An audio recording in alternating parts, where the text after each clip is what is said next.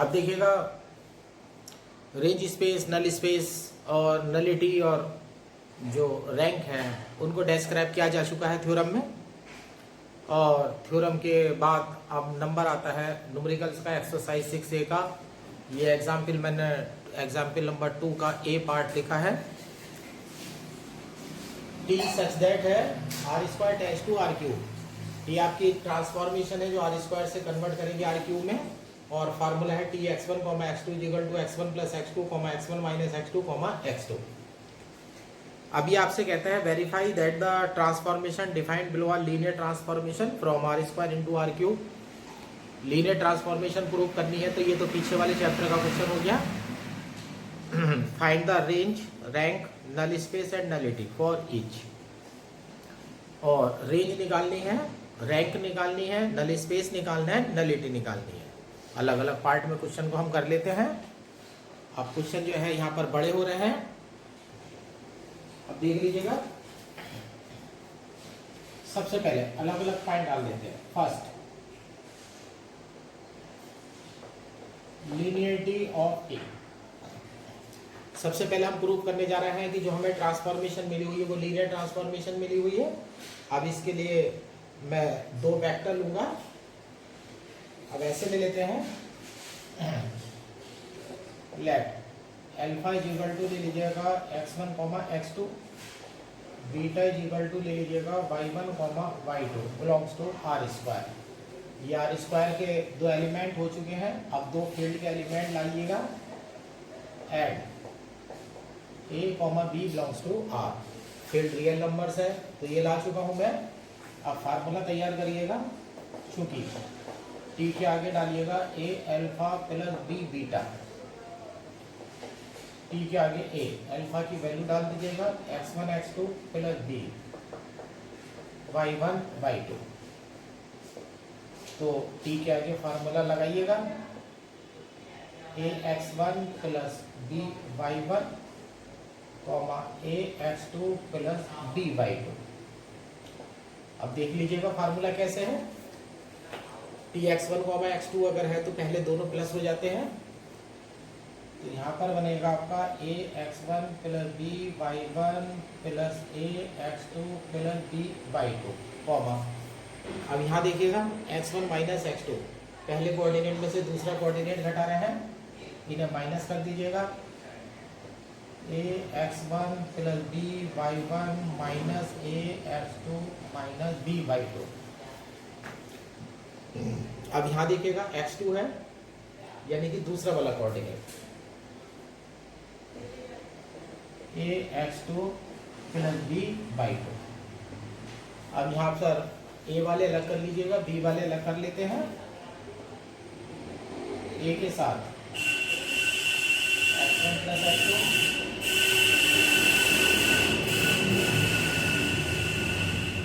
b के साथ y1 plus y2। यहाँ देखें a के साथ x1 minus x2 plus b के साथ y1 minus y2 comma a x2 plus b y2। अब इन्हें दो पार्ट में तोड़ दीजिएगा, a वाले अलग b वाले अलग।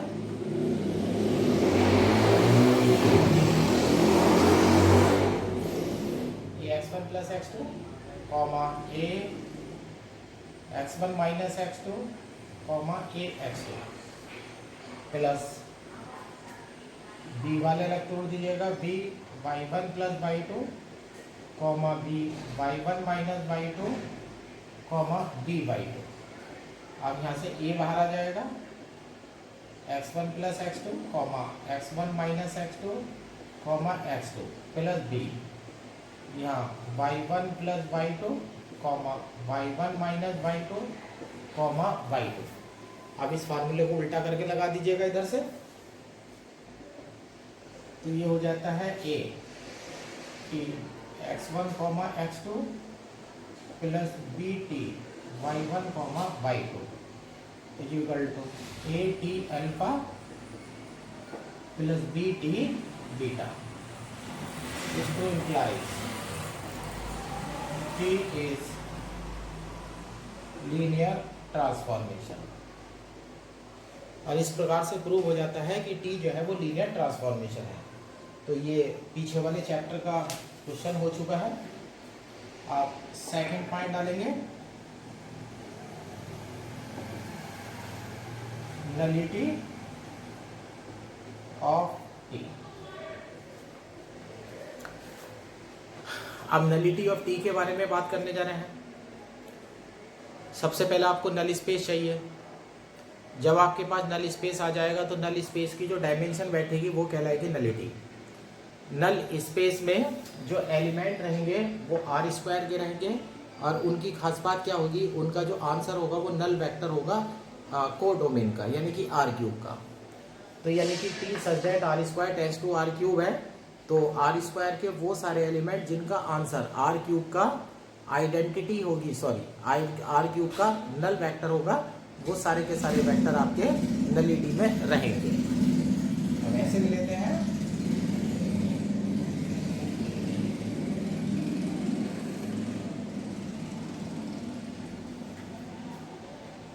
नल space is defined as, null space is defined as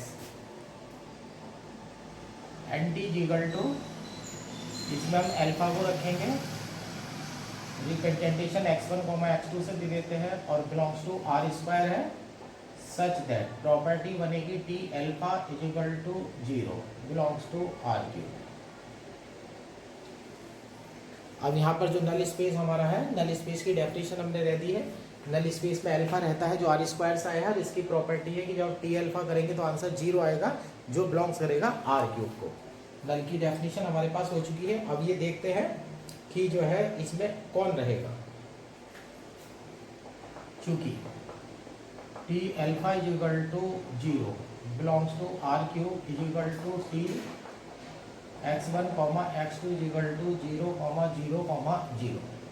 अब फार्मूला खोल देते हैं, x1 plus x2, x1 minus x2, x2 is equal to 0, 0, 0।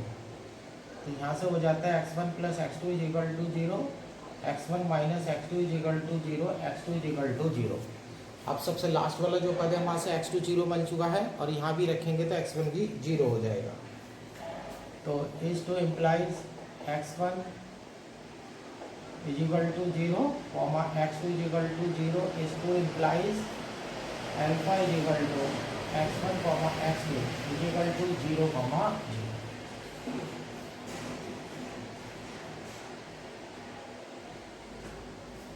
0, 0। यानी कि देखिएगा अल्फा की जो वैल्यू आई 0, 0 आया, तो यानी कि ये बिलोंग्स टू हो गया आर स्क्वायर। तो हमारे एनटी में सिर्फ 0, 0 रहता है। Then NT is equal to 0, 0।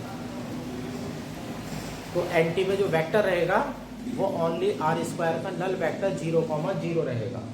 और जब नल वेक्टर होता है तो डायमेंशन जो है वो 0 में चली जाती है, क्योंकि इसका कोई बेसिस नहीं हो सकता। बेसिस होने के लिए मेरे पास नल वेक्टर के अलावा भी एलिमेंट होने चाहिए। तो ये हो जाएगा dimension of anti is equal to 0 is equal to nullity. इस प्रकार से आपकी नलिटी जो है वो प्राप्त हो जाती है। अब तीसरे पार्ट में आते हैं। तीसरे पार्ट में अब रैंक की बात करने जाएंगे। अब रेंज स्पेस ले लेते हैं। Range space of T is defined as,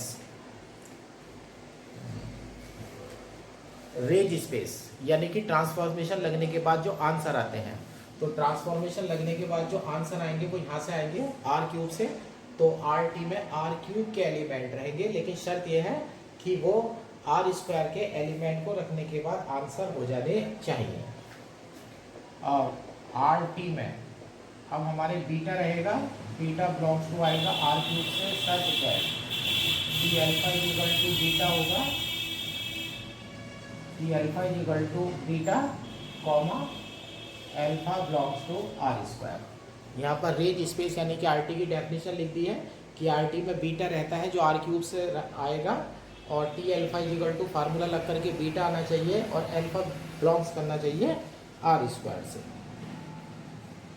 अब यहाँ पर एक बात हमें ध्यान रख करके चलनी है, जो बात मैं आपको बताने वाला हूँ। रेंज स्पेस में हमारे आंसर रहते हैं, तो पहली संभावना हम ये मान करके चलते हैं कि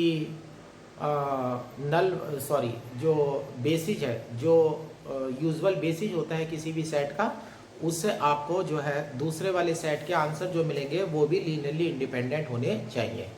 अब यहाँ देखिएगा, अब आपको बीटा अगर लाना है तो आपको अल्फा रखना पड़ेगा, और अल्फा जो है वो आएगा R स्क्वायर से। तो R स्क्वायर का बेसिस तो हम ले सकते हैं। अब ऐसे लिख लेते हैं, चूंकि सेट में डाल लेते हैं 1, 0, 0, 1 is basis of R square. अब T के आगे जो एलिमेंट रखा जाएगा वो अल्फा रखा जाएगा, और अल्फा आना चाहिए R स्क्वायर से। तो मैंने बेसिस के एलिमेंट तैयार कर दिए हैं। अब ये वाला फार्मूला जा करके यहाँ लगाइएगा, अब फिर चेक करके दिखाएंगे कि वो Li होते हैं या नहीं होते हैं। अब ये एलिमेंट रखना शुरू कर दीजिएगा, T 1, 0, ये फार्मूले पर निगाह डाल दीजिएगा। इधर 1 + 0 1 हो जाएगा, 1 - 0 1 हो जाएगा और 0 हो जाएगा, और T 0, 1 रखेंगे तो यहाँ 1 हो जाएगा, यहाँ -1 हो जाएगा और यहाँ हो जाएगा 0। 1 - 1, 1, सॉरी दूसरा एलिमेंट यहाँ 1 आ जाएगा। अब ये दो रिजल्ट मेरे प्राप्त हो चुके हैं। अब ये भी मेरा आंसर बना है, ये भी मेरा आंसर बना है, तो जो भी आंसर बनता है वो बिलोंग्स करता है RT को। अब ऐसे लिख लेते हैं, सेट बना लेते हैं, लेट S = 1, 1, 0 और 1 - 1, 1, ये सबसेट हो जाता है RT का। अब ये आंसर फार्मूला लगा करके आए हैं, तो इनसे जो सेट बनेगा वो RT का सबसेट होगा, क्योंकि RT में तो सारे आंसर रहेंगे, लेकिन मैंने सिर्फ कितने उठाए हैं, 2, और वो भी 2 वो उठाने हैं जो बेसिस के एलिमेंट में फार्मूला लगा करके प्राप्त हुए। अब ये RT हो जाते हैं। अब मैं इनका Li चेक करने जा रहा हूँ कि ये Li हो जाते हैं नहीं हो जाते हैं। अब ऐसे ले लेते हैं, कंसीडर E के आगे डाल दीजिएगा 1, 0, 0 प्लस B के आगे 1 - 1, 1 = 0, 0, 0। यहाँ से मिलेगा आपको A + B, A - B, B = 0, 0, 0। इसको implies A + B = 0, A - B = 0, B = 0। इसको इम्प्लाइज A = 0, B = 0। अब देखिएगा, मल्टीप्लाई करने वाले फील्ड के एलिमेंट जो है वो 0 आ चुके हैं, तो ये S जो है सेट ऑफ Li वेक्टर्स है, और Li वेक्टर का सेट होने की वजह से ये बेसिस जो है बन जाता है। अब ऐसे लिख लेते हैं, then S is set of Li vectors. इस प्रकार से सिद्ध हो जाता है कि S जो सेट आया है वो Li वेक्टर्स का सेट आया है। ये फार्मूला भी मैं लिखे रहने देता हूँ, कोई जरूरत पड़ेगी इसकी।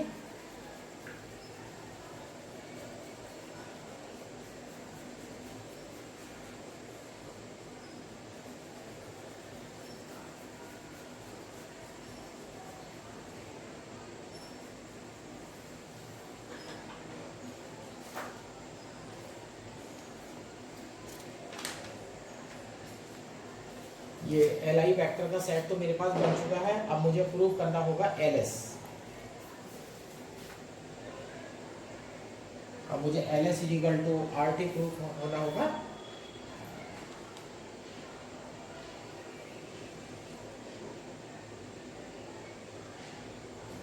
अब देखिएगा RT के लिए, now we will prove that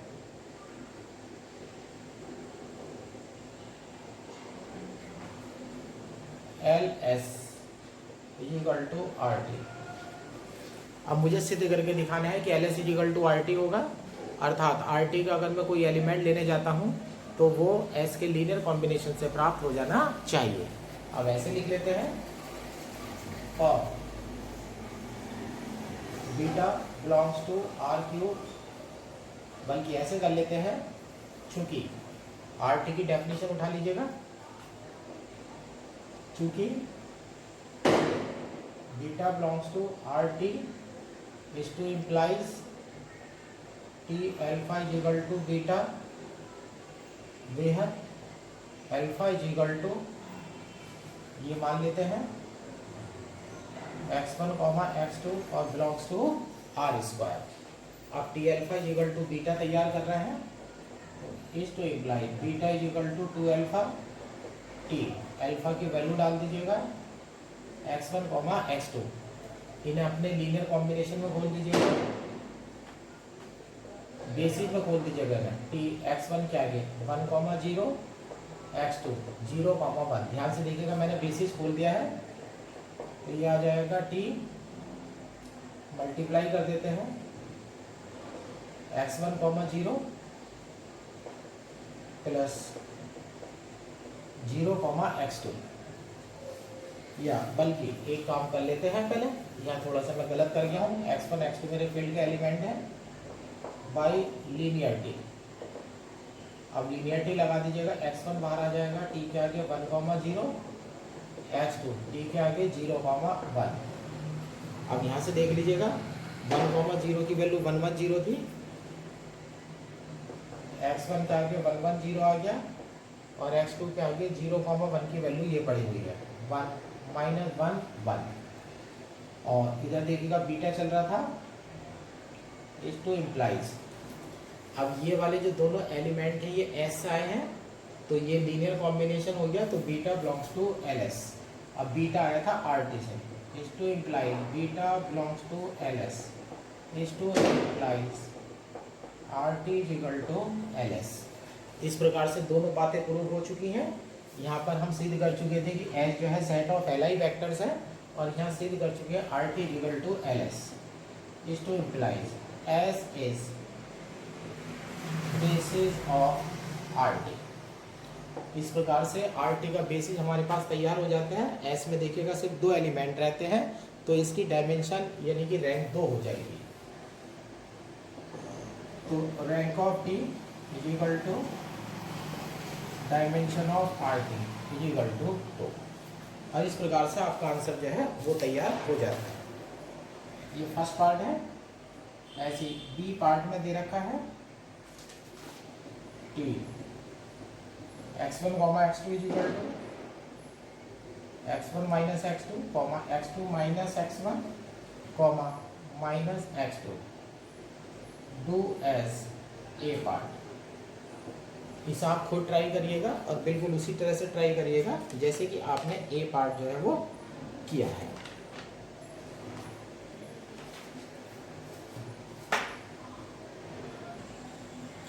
अब देखिएगा ये मैंने एग्जाम्पल नंबर 6 लिख दिया है। T such that B4R tends to B3R is a linear transformation defined by, जो पीछे एग्जाम्पल नंबर 2 करा था उसमें लीनियर ट्रांसफॉर्मेशन प्रूव करनी थी, तो एक स्टेप हमारा कम हो गया है। यहाँ पर कहा है कि लीनियर ट्रांसफॉर्मेशन ये है ना, और थ्योरम प्रूव करनी है। T A B C D का फार्मूला है हमारे पास, A minus B plus C plus D, A plus 2c minus D, A plus B plus 3c minus का 3d। Verified that rank of T plus nullity of T is equal to dimension of B4। अब हमें prove करके दिखाना है कि rank और nullity की जो डायमेंशन होगी वो डोमेन की डायमेंशन के इक्वल होगी। क्वेश्चन बिल्कुल उसी तरह से है, बस एक स्टेप जो है वो थोड़ा सा कम हो गया है। एक बार फिर सीखिएगा, आप उसकी बात कर रहे हैं।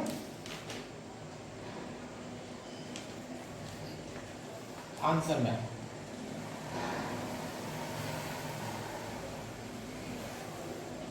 फॉर रैंक ऑफ टी, सबसे पहले रैंक ऑफ टी के बारे में बात करते हैं। आर टी डिफाइन करते हैं।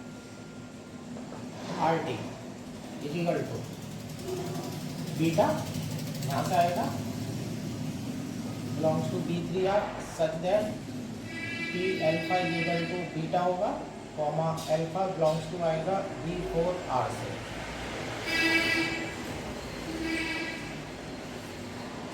आर टी में आंसर रहते हैं, एल्फा मेरा B4 का एलिमेंट है तो आंसर मेरा B3 से आएगा, बीटा हो गया है, तो बीटा मेरा आर टी में रहता है। और अभी मैंने पीछे वाले एग्जाम्पल में ही बताया था कि सबसे पहले आपको संभावना ये तलाश करनी है कि जो डोमेन है उस डोमेन का जो बेसिस है वो ले लीजिएगा, और उस बेसिस में फार्मूला लगा करके आप आरटी के एलिमेंट तैयार करिएगा, फिर उन्हें चेक करेंगे कि वो एलआई है या नहीं है। जब एलआई अगर हो जाएंगे तो हम उसे बेसिस में डाल सकते हैं। अब ऐसे लिख लेते हैं। अब यहाँ से चलता हूँ मैं, D4 का बेसिस चाहिए, क्योंकि सेट में 1 0 0 0 0 1 0 0 0 0 1 0 0 0 0 1 is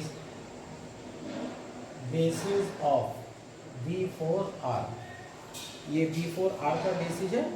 अब इसमें फार्मूले में रखने से करिएगा T 1 0 0 0 इजिकल टू, फार्मूले पे निगाह डाल देना है।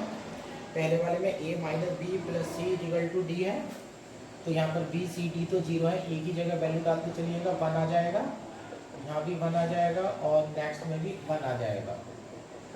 टी इजिकल टी के आगे आप डाल दीजिएगा 0 1 0 0। अब बी की जगह 1 आएगा तो माइनस का 1 आएगा, यहाँ बी नहीं है 0 आएगा, यहाँ बी की जगह 1 आएगा। अब टी की जगह 0 0 1 0 डाल दीजिएगा। अब सी की जगह 1 आएगा, 1 आ जाएगा, 2 आ जाएगा और 3 आ जाएगा।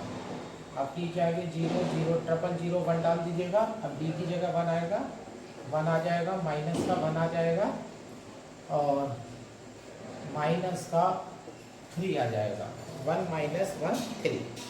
अब एक सेट तैयार कर लीजिएगा। Let S is equal to triple 1 हो गया, ये माइनस 1 0 1 हो गया, 1 2 3 हो गया, 1 माइनस 1 माइनस 3। 4 वेक्टर हैं। अब मैं देखने जा रहा हूँ कि ये एलआई होंगे या नहीं होंगे। मैट्रिक्स ले लीजिएगा।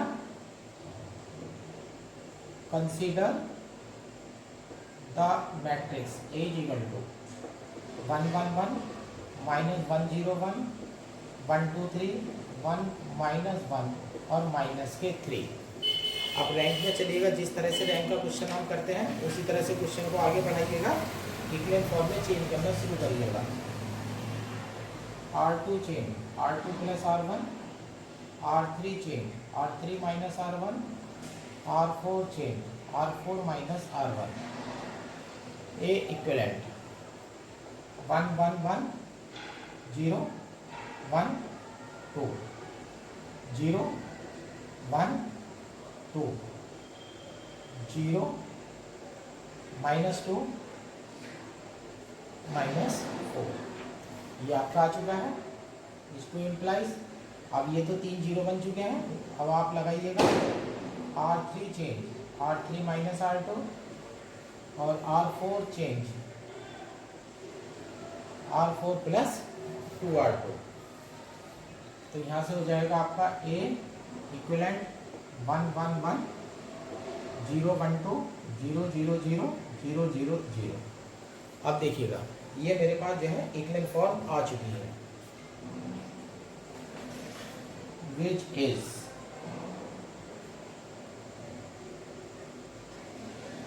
इक्विवेलेंट फॉर्म हो चुकी है। तो रैंक इसकी 2 आ गई है।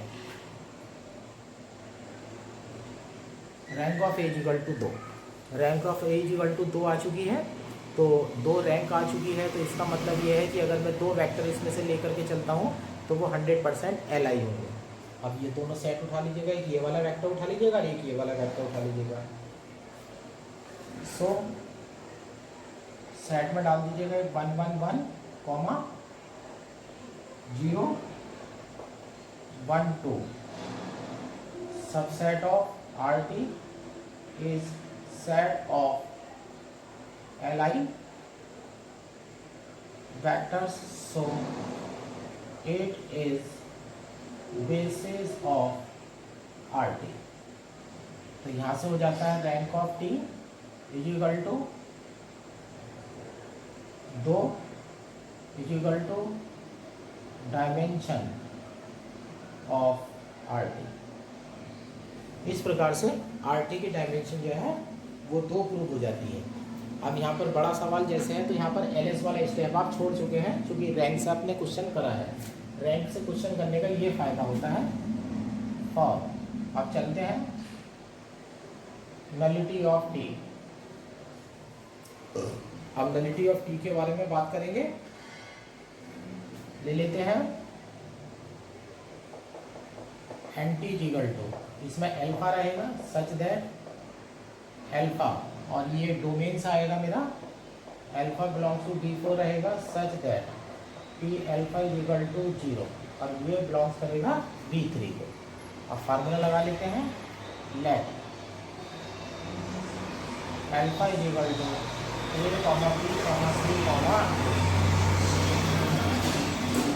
implies P alpha is equal to 0, this to implies P A, B, C, D is equal to 0, 0, 0, this to implies formula खोल दीजिएगा A minus B plus C, D A plus 2C minus D A plus B plus 3C minus 3D is equal to 0, 0, 0।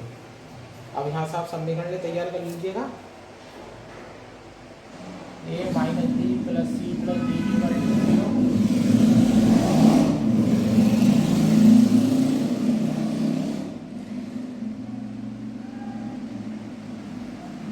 अब यहाँ से ABCD के जो भी combination होते हैं उनके लिए मुझे रैंक तैयार कर, सॉल्यूशन के लिए सबसे अच्छा तरीका रैंक ही होगा। मैट्रिक्स ले लीजिएगा, let B equal to 1 minus 1 1 1 1 0 2 minus 1 1 1 3 minus 3। ये कोफिशिएंट मैट्रिक्स आप ले चुके हैं। इक्विवेलेंट फॉर्म की तैयारी करिएगा। R2 change R2 minus R1, R3 change R3 minus R1, B equivalent 1 minus 1 1 1 0 1 1 minus 2 0 2 2 minus 4। अब यहाँ पर थर्ड रो को देखिएगा और सेकंड रो को देखिएगा।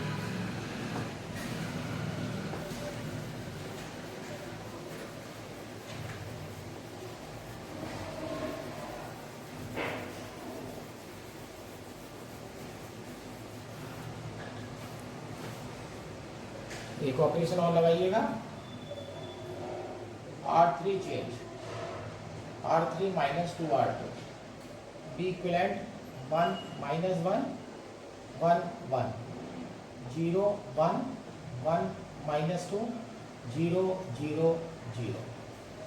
ये आ गई आपकी इक्विवेलेंट फॉर्म। इक्विवेलेंट फॉर्म आ चुकी है। यहाँ पर रैंक जो है वो 2 बन चुकी है। यहाँ से इक्वेशन बना लीजिएगा, A minus B plus C plus D equal to 0, और एक यहाँ से बना लीजिएगा B plus C minus 2D equal to 0। अब यहाँ पर ये भी डाल देता हूँ, rank of B equal to 2।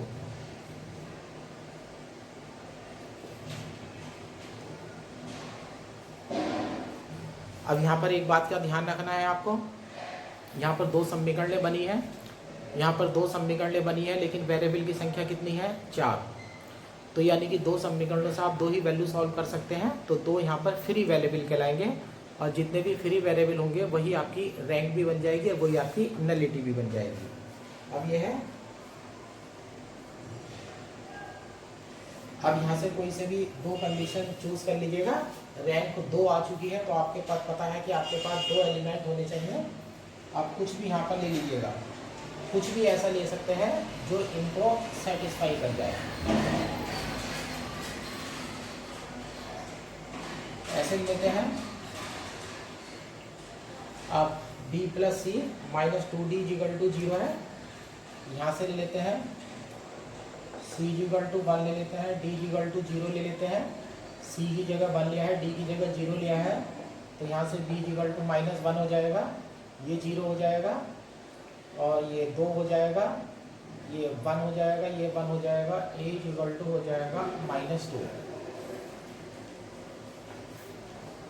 यहाँ पर ध्यान रखना है, ABCD 4 वैल्यू निकालनी है। रैंक कितनी आई है 2, तो 2 अपने पास से लेंगे, 2 सॉल्व करके निकाल लेंगे, ध्यान रखना। और दोनों को 0 0 नहीं ले लेना, 0 0 लेंगे तो फिर 100% आंसर 0 में चला जाएगा। और शर्त ये होती है कि जिस सेट में 0 वेक्टर आ गया वो LI नहीं हो सकता। जब वो LI नहीं हो सकता वो बेसिस नहीं बन सकता। अब C इक्वल टू 1 और D इक्वल टू 0 ले लिया है। अब इसे उल्टा कर दीजिएगा, C इक्वल टू 0 ले लीजिएगा, D इक्वल टू ले लीजिएगा 1। C equal to 0, D equal to 1 लेते हैं तो D इक्वल टू 2 आ जाता है। तो यहाँ पर माइनस का 2 हो जाएगा और प्लस का 1 हो जाएगा, माइनस का 1, तो A इक्वल टू आ जाएगा 1। सो अब सेट में डाल दीजिएगा -2 -1 0 1 comma 1 2 0 1 is basis of anti. तो dimension of anti is equal to 2 is equal to nullity of T. Nullity 2 आ चुकी है। Now rank of T plus nullity of T is equal to 2 plus 2 is equal to 4 is equal to dimension of P4। और इस प्रकार से जो है आपकी थ्योरम जो है प्रूव हो जाती है। अब ये एग्जाम्पल जो है